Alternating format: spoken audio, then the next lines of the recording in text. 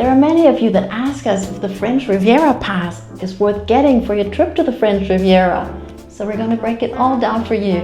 But before we get into it, make sure to subscribe to our channel for more tips about this beautiful region with Nice, Antibes, Cannes and Monaco in it. In a nutshell, the French Riviera Pass isn't a rip-off, but for some people it's going to be more worth it than for others. You should consider getting the pass if you fall into one of the following two categories.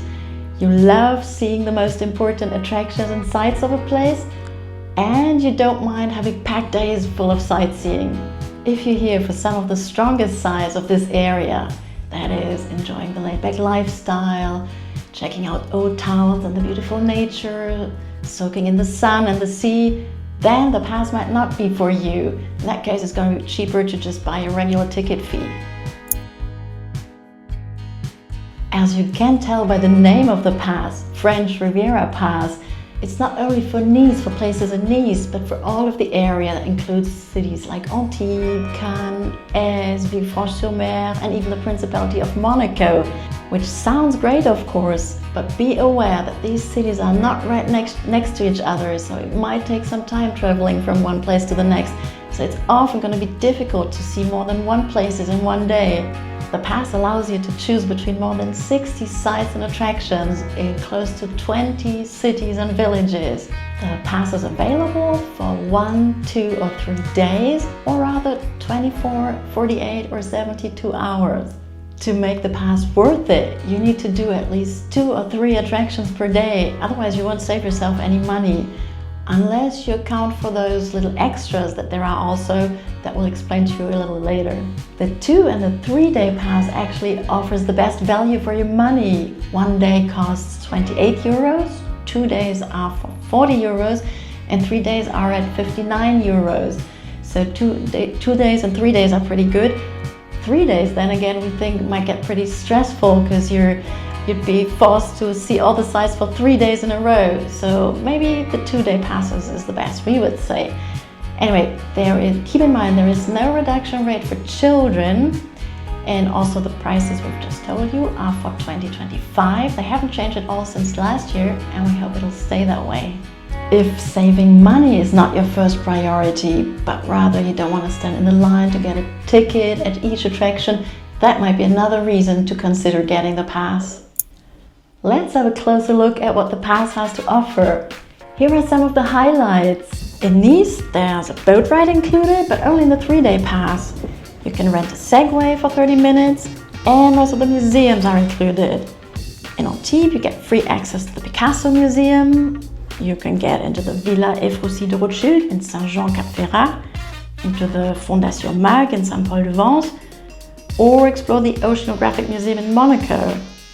In Aix, there are little perfume making workshops available, and in Cannes there's a trip to one of the islands included. So here are some of the pros of using a French Riviera Pass. If you're interested in some of the attractions that come with a pretty heavy ticket price, you can save yourself some serious money if you use the pass in a smart way. For example, you could take the red sightseeing bus, Nice Le Grand Tour, that'll take you all over Nice and even all the way to Villefranche-sur-Mer. Just hop into the Russian cathedral and see the Matisse Museum. Those ticket fees in total would be already more than 40 euros, whereas the 1 day pass is at 28 euros only. And there are also a few little extras you get with a pass, like free entry to some of the paid exhibitions in some of the museums, guided tours if there are any, and free public transport for an extra fee, by the way, and discounts for children. And here are the cons of the French Riviera Pass. As mentioned before, you really have to be a busy bee and a smart planner to make the pass worth its money. Not all of the attractions in Nice and the other places are on the pass, obviously. The main focus of the pass is on Nice, so if you're not staying in Nice, think twice right away if the pass makes sense for you. Some of the attractions that you get free entry for are actually pretty far away from Nice, so they would take up a full day only to do that. For instance, going to Cannes and taking the ferry to one of the islands, that's a full day trip, and there isn't any other attraction in Cannes on the pass. Some of the activities are only free with a 3 day pass. That goes for the boat trip from Nice to Villefranche, for instance. And even within Nice, some of the places aren't close to the city center, so you'd have to get there by public transport or even get a cab, which takes up time and money. Now here's how to make sure that you get the most of your French Riviera Pass. And actually, I've made a little list and read it to you to not forget anything. So, before you buy the pass, make sure you check out the full attractions list on their website and see what from your bucket list is on that list.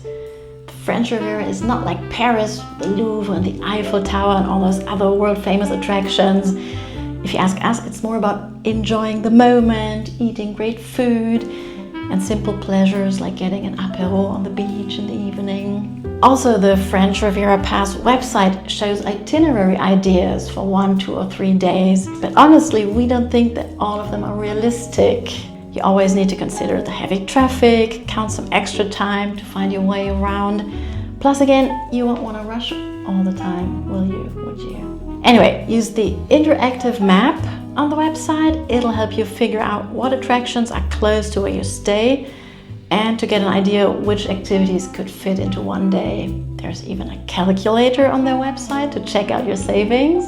The most expensive attraction covered by the pass used to be Marineland in Antibes, the huge marine animal park, which kind of automatically made the pass worth it. But Marineland was closed for good at the beginning of this year.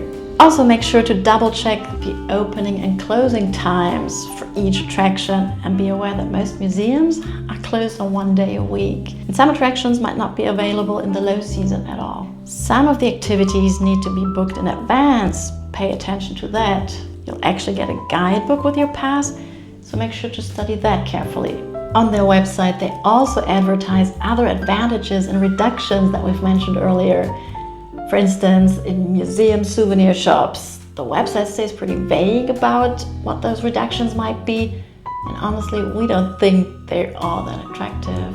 If you decide to get the pass, what Anja and I always like to suggest is using the hop-on, hop-off bus first thing in a day, because that way you'll see most of Nice and get an idea of the layout of the city. The easiest way to get your pass is buying it online from the website. So even if you want to buy it last minute, that's really easy. Check the description below the video for a link for the website. You'll receive your ticket as a PDF file via email.